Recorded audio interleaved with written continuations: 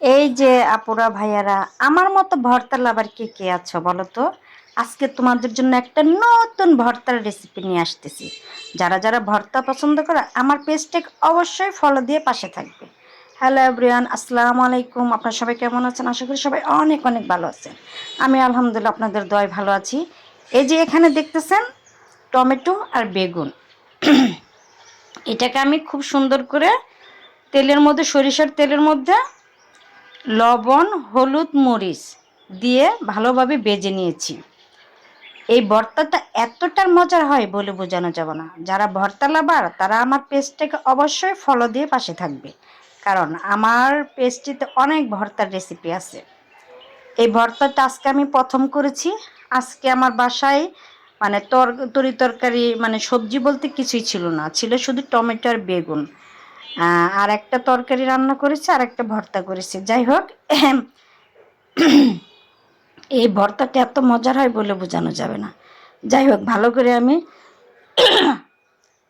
বেগুন আর টমেটো মাখিয়ে নিয়েছি। এখানে আমি কাঁচা পেঁয়াজ নিয়েছি।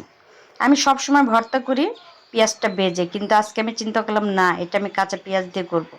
তারপরে একটু লবণ নিলাম, যেহেতু আগেই আমি লবণটা ওখানে দিয়ে নিয়েছি, এজন্য লবণটা কম নিলাম। আর এই যে আমার কাছে সবসময় চিলি ফ্লেক্স থাকে, মানে শুকনা মরিচ ভালো করে ভেজে তারপরে এটা জামাইরে দিয়ে ভালো করে ডইল্লা রেখে দেই, কারণ আমি ডলতে পারি না, ডললে পরে আমার হাত জ্বললা পুরা ছাই হয়ে যায়।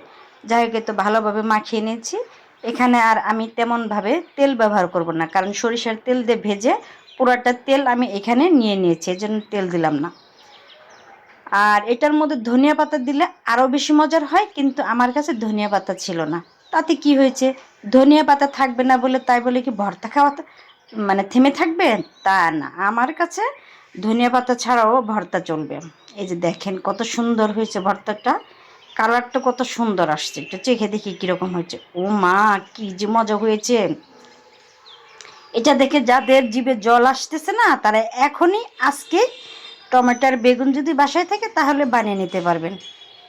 এটা হলে আর অন্য কোনো কিছুরই দরকার হবে না আপনার কাছে, আমি কথা দিলাম যে আর অন্য কোনো কিছুরই দরকার হবে না। এ তো ভালোভাবে আমি চটকে নিচ্ছি।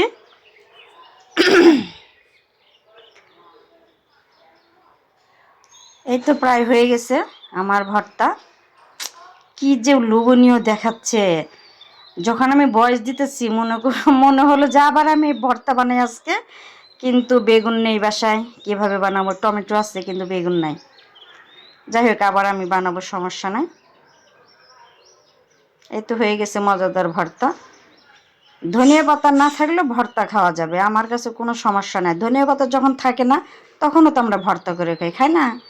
তাহলে ধনিয়া পাতা লাগবে কেন সবসময় ভর্তা করতে? এই তো হয়ে গেল লোভনীয় টমেটো আর বেগুনের ভর্তা। আমার এই ভর্তাটা আপনাদের কাছে কেমন লাগলো জানাবেন। অবশ্যই আমার পেজটাকে ফলো দিয়ে পাশে থাকবেন। সবাই ভালো থাকবেন, সুস্থ থাকবেন। আল্লাহ হাফেজ।